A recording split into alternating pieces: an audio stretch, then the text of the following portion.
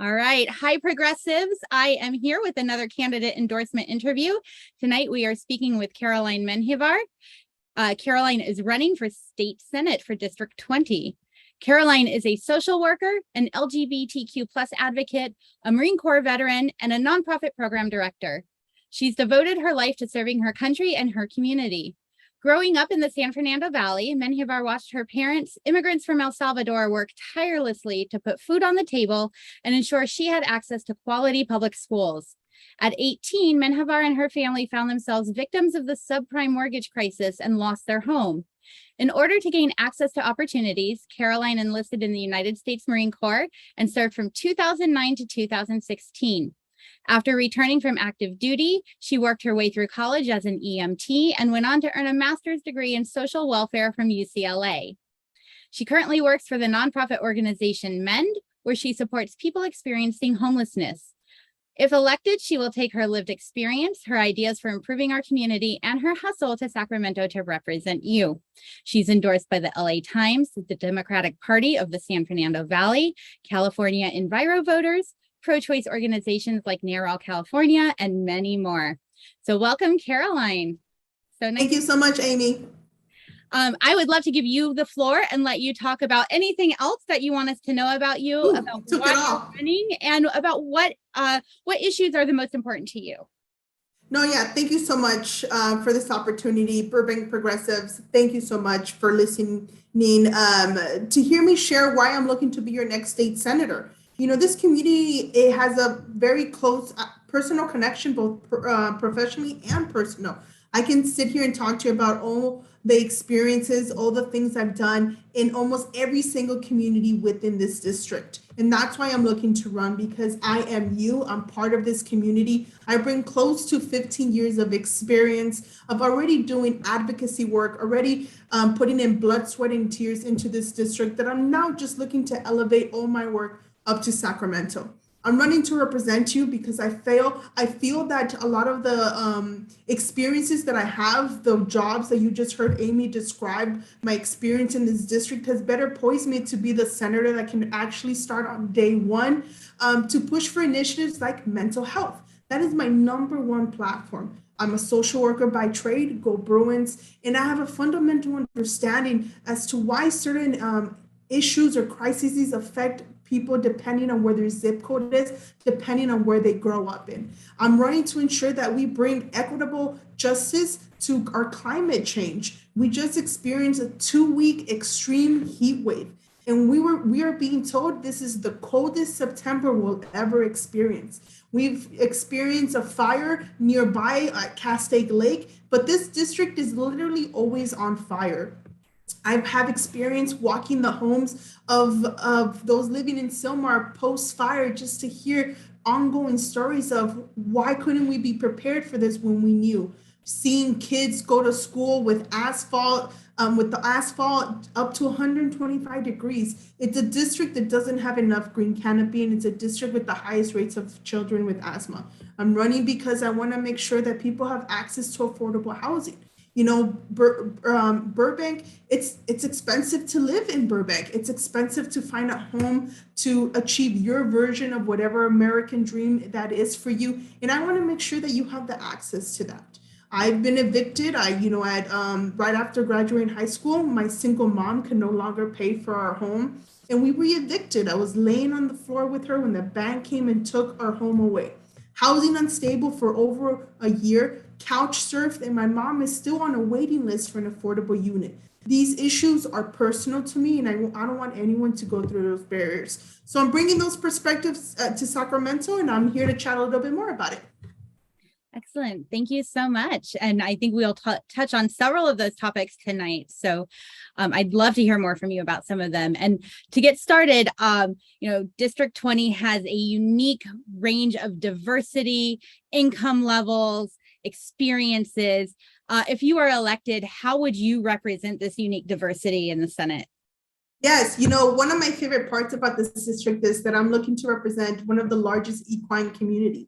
It has a big rural area. You have the Rancho District in Burbank, you have Sunland, Tujunga, Lakeview Terrace, Sylmar, and even in Reseda, you have Reseda Ranch, where actually my wife's family have and hold their horses in their ranch. I'm a writer myself, and I'm very much looking forward to represent a community that has people who wear cowboy and cowgirl hats 24/7. We're looking at this water crisis in a different lens because the restriction puts an even more burden to ensure that they keep their horses alive, right? I'm looking to represent a district that has multi-million-dollar homes, but also other locations that have multi-generations living in a household. And I want to make sure that I don't have that big of a wealth gap across my district. I'm looking at Burbank as some of the things that I'm looking to expand across the district, where Burbank has multi-use zoning, where you have your commercial at the bottom, housing at the top. I want to implement that across my district. I'm also looking at this district that has the lack of public transportation. Not enough, nowhere near what we deserve, and I want to ensure we increase it. I have experience working with people from all types of backgrounds. I served in the Marine Corps, where I was the platoon sergeant, and I was in charge of over 50 junior Marines that came from Kentucky, Florida, Louisiana, that had different ideologies, that everyone was different. But I brought everybody to the table to achieve a common goal. And that's what we focus on. The unique perspectives that people bring to the table to find a common place to be able to achieve a mission together. I come with the experience of working in local government for the LA Mayor Eric Garcetti, LA Councilwoman Noreen Martinez, where I represented areas just like this district, areas that when I had to push for a campaign, I had to make sure the message I didn't change, but I pulled what resonated with a variety of different community members. So I have the experience of building coalitions of people who like the color purple and who like the color black, who like summer and winter. And I have experience of being able to pull at things that people can all agree with. And that's the kind of organizing power that I'm bringing and am prepared to achieve up in Sacramento. Great, thank you. Families say that they moved to Burbank because of the quality of our schools. For the past several years, however, we've faced a budget crisis. While our school board members and other groups are working on this locally, how would you support not only Burbank schools, but all of the schools in the district to increase funding at the state level? I am very proud to say that I'm the candidate endorsed by teachers, by educators at literally every level of education. K through 12 teachers, college, community college educators, UC workers, and CSU educators as well.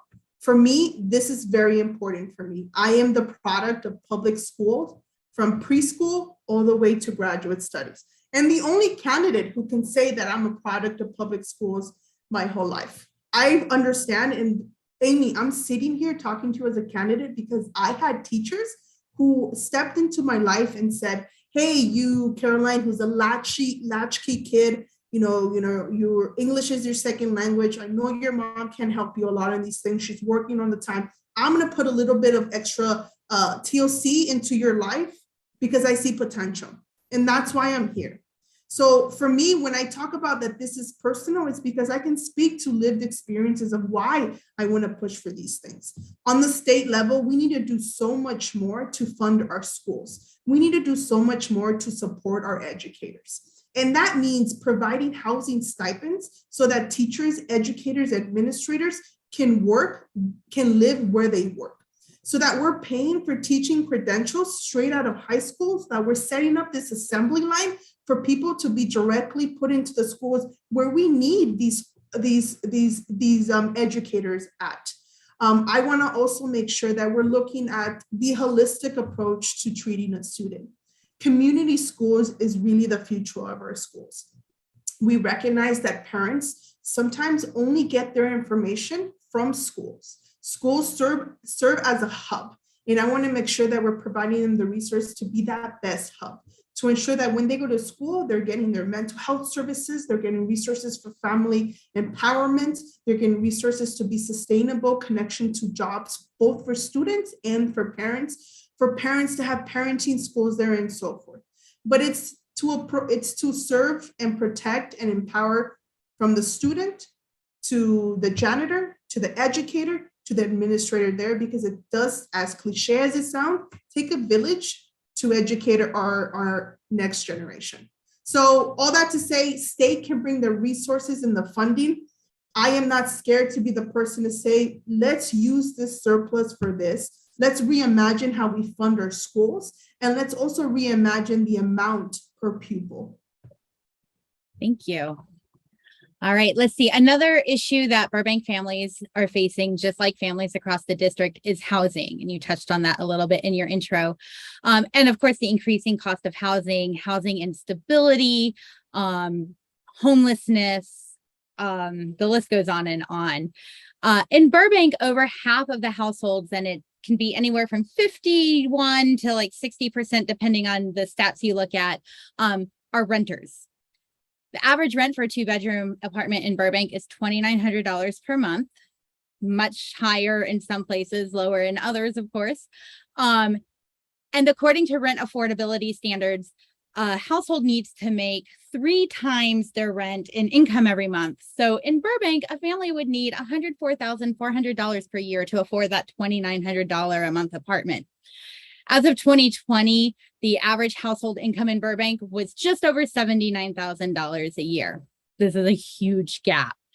Families across the district are facing the same exact challenge. So if elected, what would you bring to Sacramento with you, and what ideas would you have to help solve this housing crisis? Yeah, so this is an all a circle every box above approach, right? For starters, I'll start with our unhoused population. You know, Burbank is a place that unfortunately doesn't have any shelter beds where we can put individuals. So that's where we need to start, where we need to bring either tiny homes or congregate living spaces like we saw at Skateland in Northridge. For those of you who aren't familiar, it's a place where people grew up skating, but now holds 107 beds.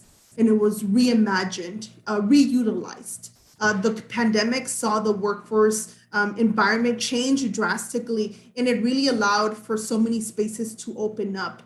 And while Burbank doesn't have a big majority, there is room to recreate a lot of our vacant buildings. There also is on the state level to remove property taxes to buildings or developments that provide affordable housing for every single unit. And that's something I really want to push. So often we give a pat on the back of developers who give 13% of affordable units. That's nowhere near what we need.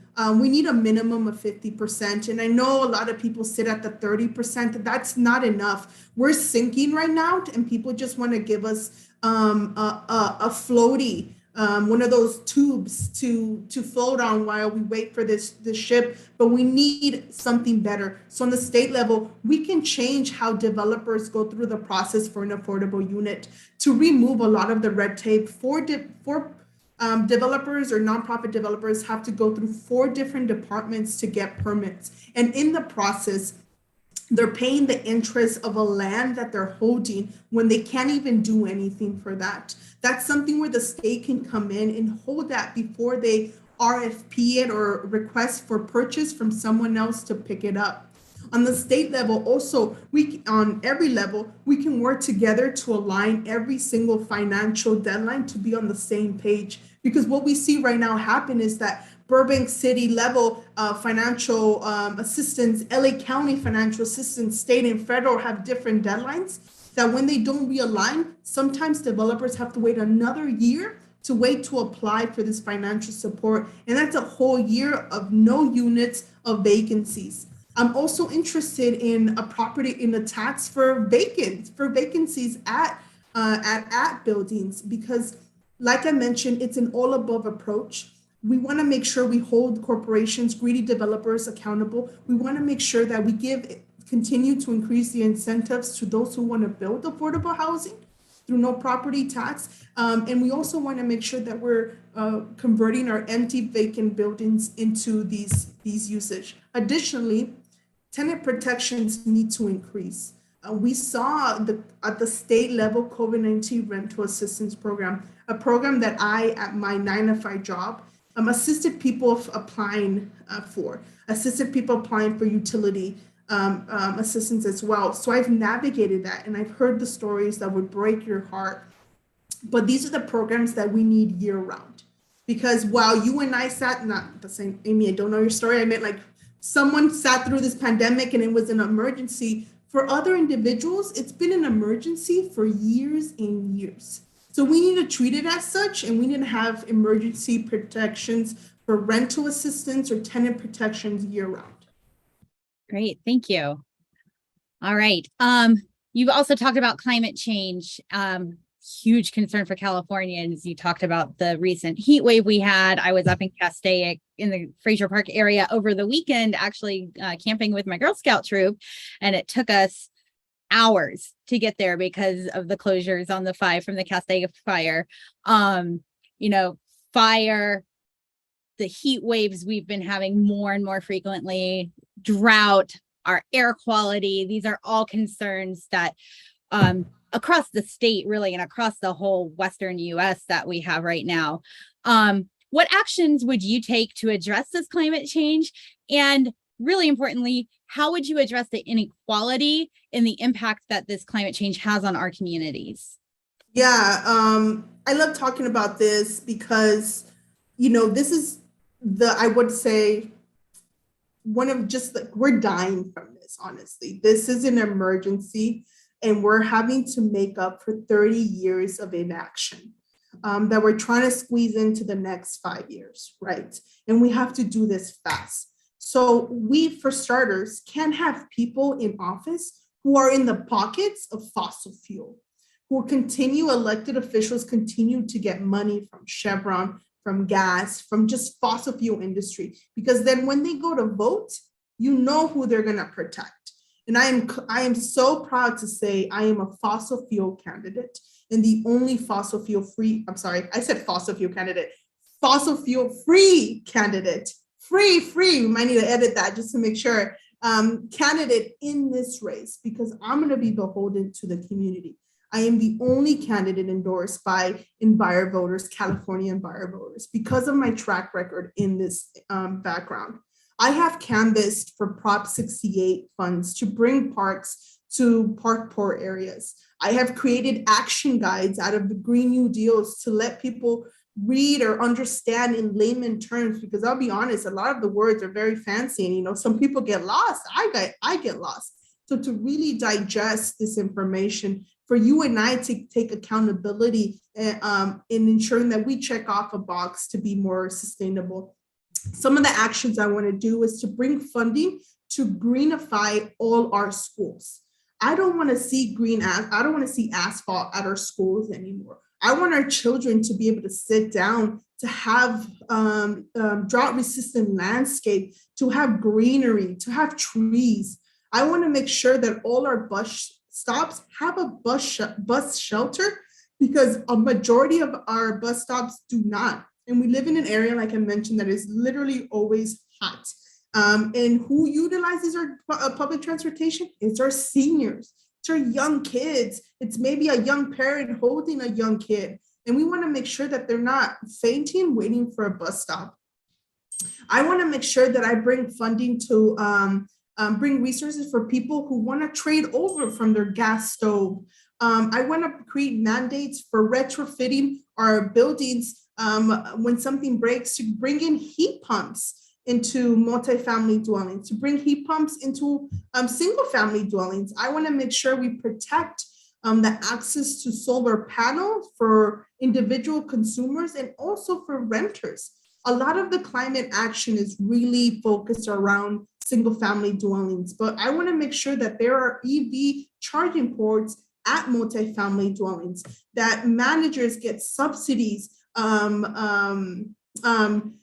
tax subsidies when they install these charging ports, when they get solar, and that they get a break. And that means that each individual renter gets to save on their utility bill. Want to make sure that renters are included in the conversation when it comes to climate change.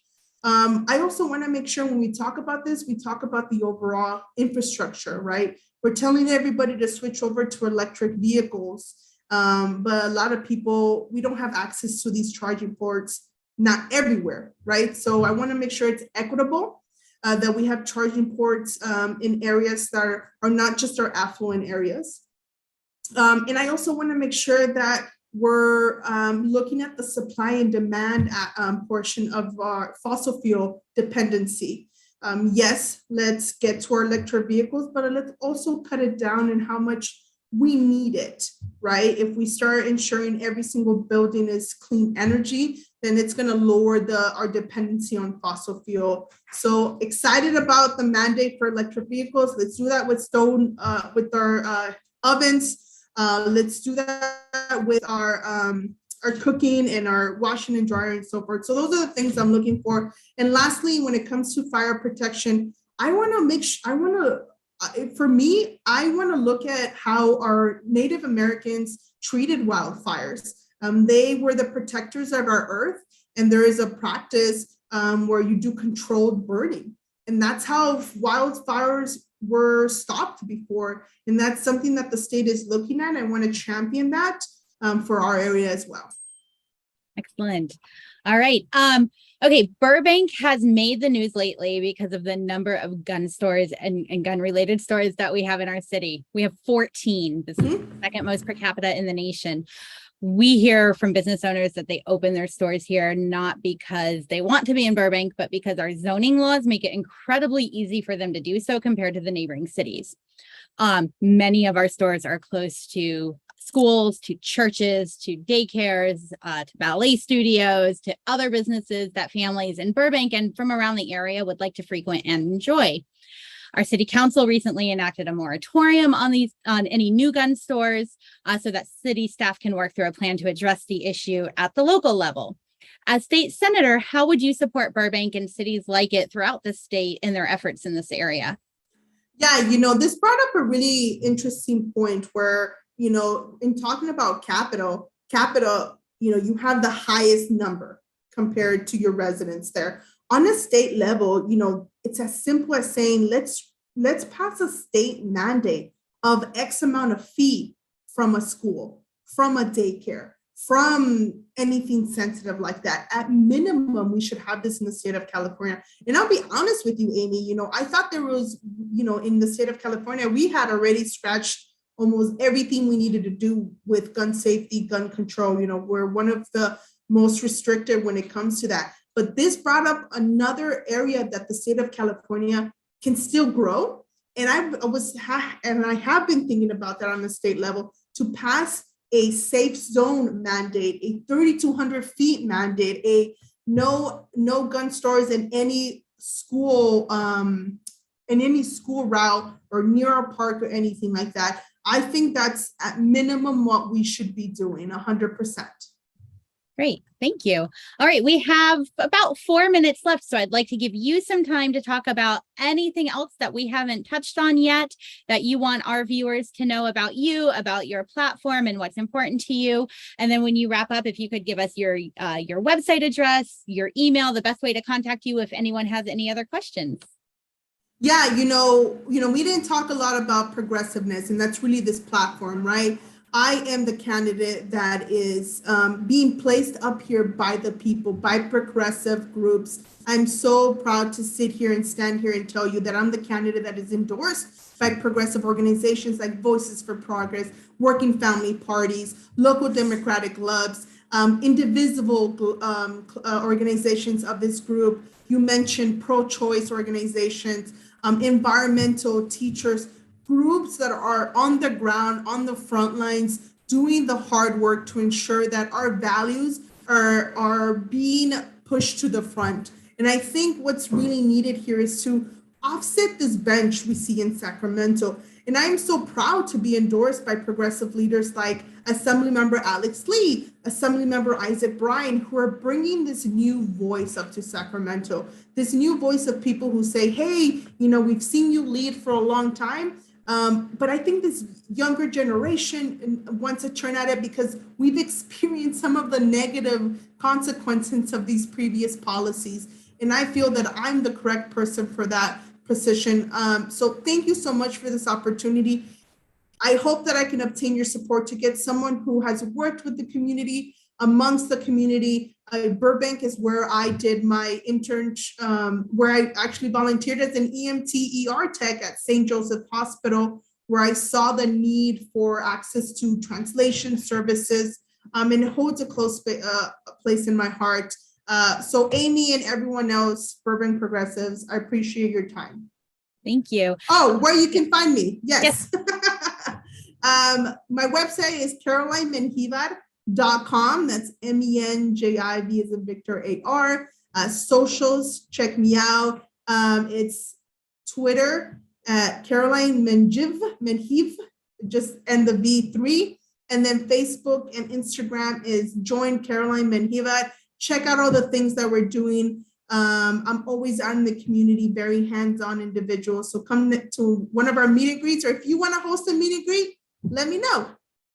All right. Well, thank you so much. It was really nice getting to know you, to hear about what's important to you, how you would address the topics that are important to the Burbank Progressives group and other voters in Burbank. I really appreciate you spending the time with us tonight. So thank you so much. Thank you, Emmy. All right. Thank you.